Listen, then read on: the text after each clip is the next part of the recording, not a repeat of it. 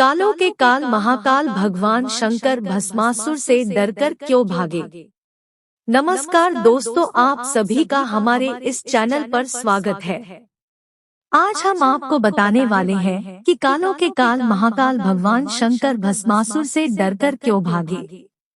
क्या आप कभी सोच सकते हैं कि जो अत्यंत क्रोधी हो, जिसको क्रोध से पूरी दुनिया जलकर राख हो सकती है, वो एक असुर से डरकर और एक वृक्ष के अंदर छिपकर अपनी जान बचाई।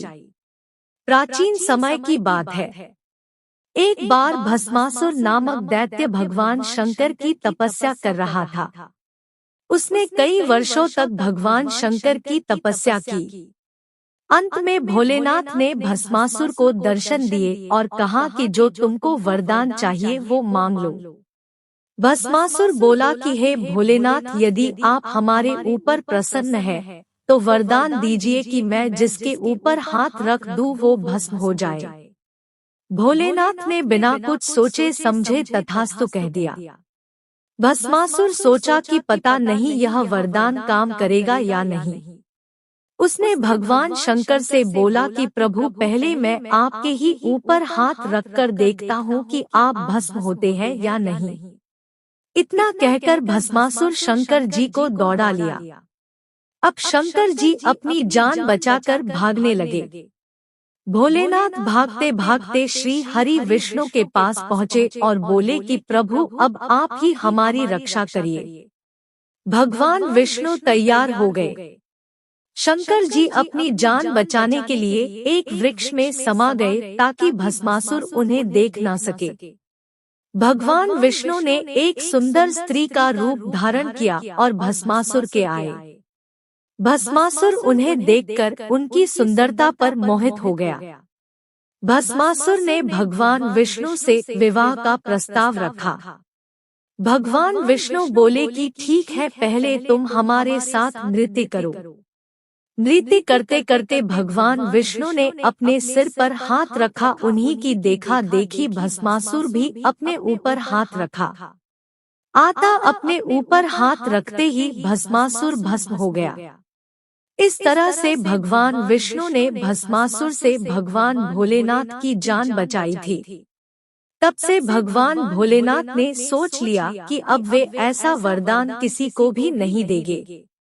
भोलेनाथ ने भगवान विष्णु को अपनी जान बचाने के लिए धन्यवाद कहा। गंगावतरण की संपूर्ण कथा। आज हम आपको गंगावतरण की संपूर्ण कथा सुनाएंगे, जिसके सुनने मात्र से ही मनुष्य के समस्त पापों का नाश हो जाता है। राजा सगर नाम के एक प्रतापी राजा थे। उनके 60,000 पुत्र थे। एक बार राजा सगर ने अश्वमेध यज्ञ किया। उस यज्ञ के घोड़े को देवताओं के राजा इंद्र ने चुराकर कपिल मुनि के आश्रम में ले जाकर बांध दिया। राजा सगर के 60,000 पुत्र यज्ञ के घोड़े को ढूंढने के लिए निकले।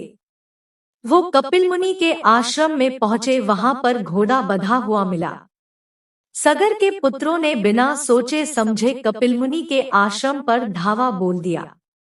कपिल मुनि उस समय ध्यान में लीन थे। शोर सुनकर अचानक उसका ध्यान भंग हो गया। वो इतने क्रोधित हो गए कि क्रोधाग्नि में राजा सगर के 60,000 पुत्रों डॉट को जलाकर भस्म कर दिया।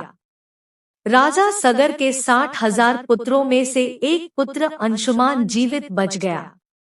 वह कपिल मुनि के आश्रम में पहुंचा। कपिल मुनि से वह हाथ जोड़कर बोला कि हे मुनिवर, हमारे भाइयों को मोक्ष कैसे मिलेगा। कपिल मुनि बोले कि यदि देवी गंगा का पवित्र जल तुम्हारे भाइयों की अस्थियों पर पड़ जाए तो तुम्हारे भाइयों डॉट को मोक्ष की प्राप्ति हो जाएगी। बाद में उसी कुल में राजा भगीरथ का जन्म हुआ। राजा भगीरथ अपने पूर्वजों की आत्मा की शांति के लिए तथा माँ गंगा को धरती पर लाने के लिए प्रण किया। वह हिमालय जाकर ब्रह्मदेव की घोर तपस्या करने लगे।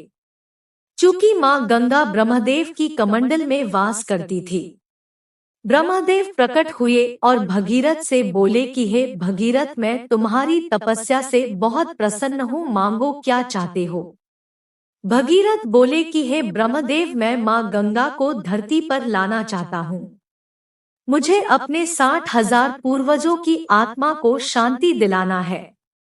ब्रह्मदेव बोले कि हे भगीरथ, गंगा के तेज वेग को धरती सहन नहीं कर पाएगी, वह सीधा पाताल में चली जाएगी।